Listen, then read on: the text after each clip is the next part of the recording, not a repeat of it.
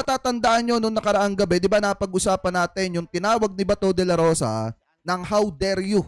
Etong si Congressman Acop dahil nga galit na, napipiko na, nabubugnot na etong si Senator Bato de la Rosa sa ginagawang investigasyon ng Quadcom. Kasi anytime talaga mga kababayan, pwede silang matimba, ika nga, pwede silang tumabo dito ng isang damakmak na kaso.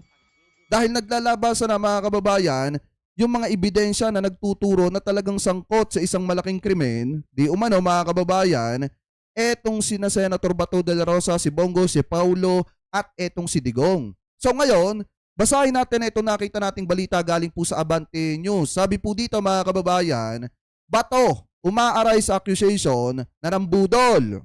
Ito daw mga kababayan, inamin ni Senator Ronald Bato de la Rosa ang kanyang pagkagalit kay Antipolo City Representative Romeo